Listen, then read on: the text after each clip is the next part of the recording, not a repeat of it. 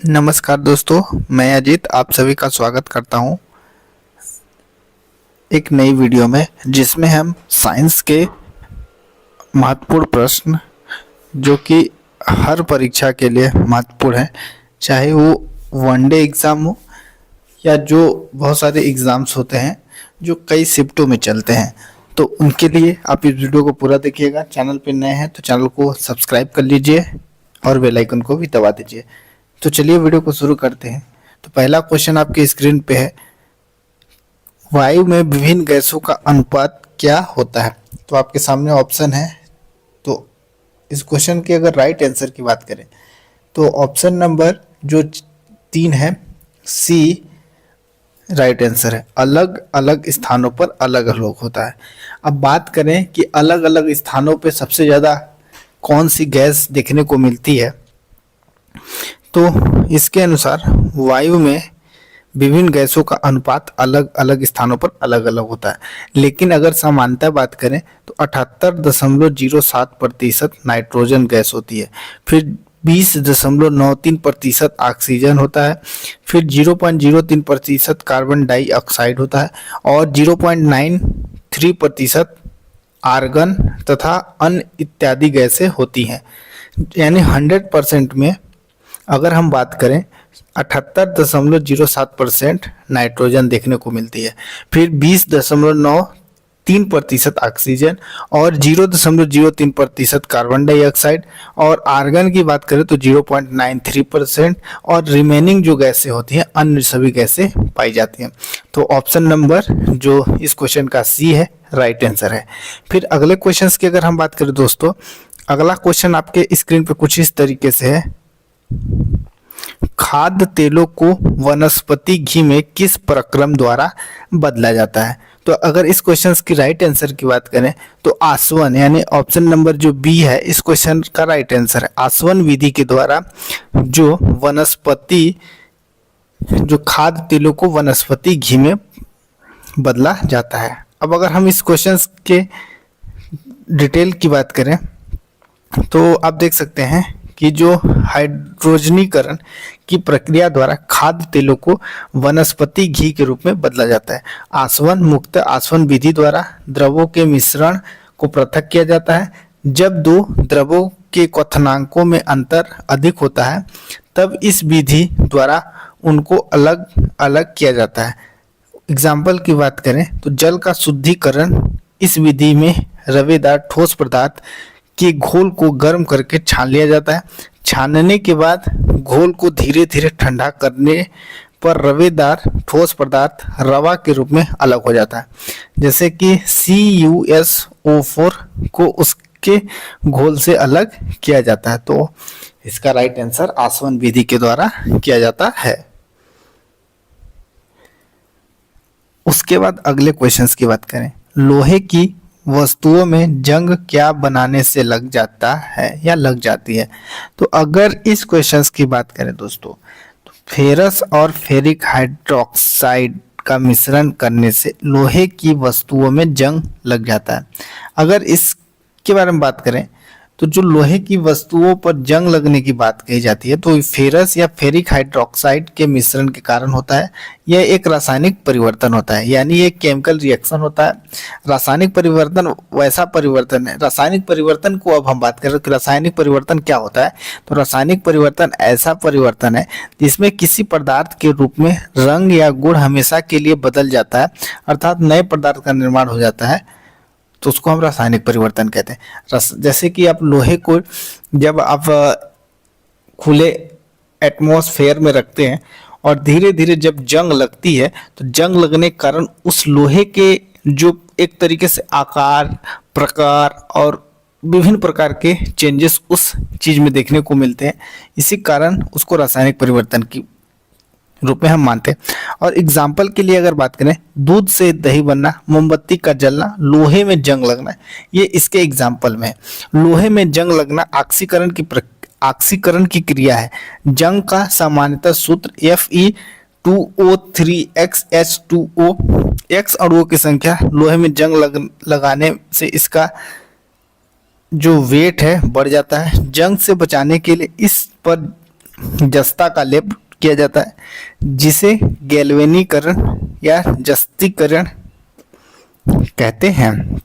तो इस क्वेश्चन का राइट आंसर है जो रासायनिक परिवर्तन के कारण होता है। फिर अगला क्वेश्चन दोस्तों, रासायनिक तौर पर हीरा क्या है?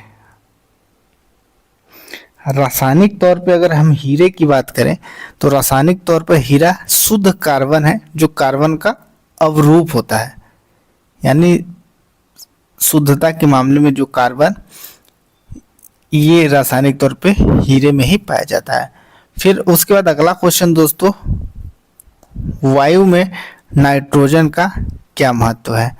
तो अगर हम बात करें वायु में नाइट्रोजन की, तो वायु में नाइट्रोजन का जो महत्व है, तो वायु में नाइट्रोजन ऑक्सीजन को तनु करता है और शुद्ध अवस्था में अत्यंत क्रियाशील होता है, यानी ऑप्शन नंबर बी इस क्वेश्चन का राइट आंसर है।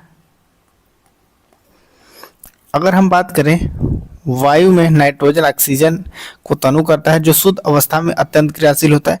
नाइट्रोजन गैस का उपयोग बिजली के बल्बों में भरने में तथा द्रव नाइट्रोजन का प्रयोग प्रशीतक के रूप में गोज्य पदार्थों को जमाने में तथा निम्न ताप पर शैल चिकित्सा करने के लिए किया जाता है। तो इस क्वेश्चन का राइट आंसर ऑक्सीजन को तनु करता है।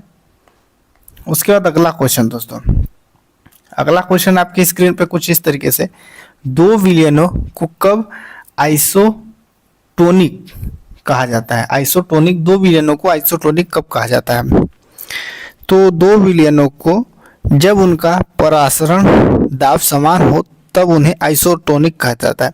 दो विलयनों में जब उनका परासरण दाब समान हो तो उसको आइसोटोनिक कहते हैं, यानी ऑप्शन नंबर ए इस क्वेश्चन का राइट आंसर हो जाएगा। तो ए फॉर एप्पल इस क्वेश्चन का राइट आंसर है। फिर अगला क्वेश्चन, गैस एजेंसियों के द्वारा दिए जाने वाले सिलेंडरों में रसोई गैस का रूप क्या होता है? यानी जो सिलेंडर में आपको गैस मिलती है वो किस अवस्था में मिलती है? तो अगर हम बात करें गैस एजेंसियों के द्वारा दिए जाने वाले सिलेंडरों में रसोई गैस तरल यानी लिक्विड फॉर्म में होती है, तो इसका right answer option number A is the right answer. फिर अगर हम इसके डिटेल इंफॉर्मेशन की बात करें, गैस एजेंसियों के द्वारा दिए जाने वाले सिलेंडरों में रसोई गैस लिक्विड अवस्था में रहता है। ठोस का आकार एवं आयतन दोनों निश्चित होता है, क्योंकि इंटर मॉलिक्यूलर फोर्स यानी अंतर आणविक जो बल होता है वो अधिक लगता है, और द्रव जो होता है वो लिक्विड का आकार निश्चित एवं आयतन निश्चित होता है, क्योंकि इसमें इंटर मॉलिक्यूलर फोर्स यानी अंतर आणविक बल जो होता है वो कम लगता है। गैस का आकार और आयतन दोनों निश्चित होता है, क्योंकि इंटर मॉलिक्यूलर फोर्स नहीं लगता है इनमें। विलयन सॉल्यूशन दो या दो से अधिक पदार्थों के समांगी मिश्रण के घोल को विलयन कहा जाता है। तो इसका राइट आंसर है कि गैस एजेंसियों के सिलेंडर में लिक्विड फॉर्म में गैस रहती है, तो इसका राइट आंसर है। फिर अगले क्वेश्चंस की बात करें दोस्तों, रसोई गैस किसका मिश्रण होता है? तो रसोई गैस की बात करें, रसोई गैस ब्यूटेन एवं प्रोपेन का मिश्रण होता है। तो ऑप्शन नंबर जो बी है इस क्वेश्चन का राइट आंसर है। ब्यूटेन और प्रोपेन का जो ऑप्शन नंबर बी इस क्वेश्चन का राइट आंसर है। अब थोड़ी डिटेल में बात करें तो रसोई गैस ब्यूटेन एवं प्रोपेन का मिश्रण होता है। एलपीजी को हम लिक्विड पेट्रोलियम गैस के रूप में कहते हैं, यानी फुल फॉर्म होता है liquid petroleum gas. Liquid petroleum gas में यानी एलपीजी में इथाइल मैरकैप्टन जो C2H5SH को मिला देने पर एक विशेष प्रकार की तीखा गंध होता है, यानी जो समान रूप से हम जब गैस को ओपन करते हैं तो जो उसमें से स्मेल आती है वो इसी इथाइल मैरकैप्टन नामक जो केमिकल को मिलाने से उत्पन्न होती है। मीथेल को मार्स या दलदल गैस भी कहा जाता है। धान के खेतों में प्रायः मीथेल गैस निकलता है जो सीएनजी में सबसे अधिक होता है, जो 85% मीथेन होता है, यानी सीएनजी में 85% मीथेन होता है। इसके अतिरिक्त इसमें मीथेन, प्रोपेन, ब्यूटेन आदि होता है। उसके बाद अगर हम बात करें प्राकृतिक गैस, जिसको हम नेचुरल गैस कहते हैं, में भी सबसे अधिक मीथेन 83% होता है। बायोगैस में सबसे अधिक 65% मीथेन होता है। उसके बाद अगले क्वेश्चंस की बात करें तो दोस्तों, अभ्रक क्या है? तो अभ्रक की बात करें तो अभ्रक ऊष्मा का चालक एवं विद्युत का कुचालक होता है। तो अभ्रक यानी मीका,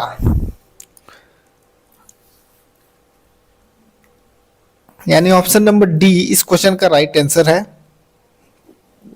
अभ्रक को हम मीका के रूप में कह सकते हैं। मीका ऊष्मा का गुड कंडक्टर एवं विद्युत का बैड कंडक्टर होता है, यानी mica is good conductor of electricity and bad conductor of electricity, यानी option number D is the right answer. फिर अगला क्वेश्चन बात करें, एंजाइम कैसे पदार्थ होते हैं? तो एंजाइम की बात कर रहा है। एंजाइम जटिल कार्बनिक पदार्थों का साधारण पदार्थों में बदलना, जटिल कार्बनिक पदार्थों का साधारण पदार्थों में बदलता या बदलते हुए जो परिवर्तन होता है उसको हम एंजाइम कहते हैं, यानी option number B is the right answer. So I hope video अच्छी लगी तो लाइक करिए, चैनल पे नए हैं तो चैनल को सब्सक्राइब करिए। तो ये केमिस्ट्री का कुछ महत्वपूर्ण प्रश्न थे जो कि PYQ आधारित है। सो मिलते हैं अगली वीडियो में, तब तक के लिए धन्यवाद।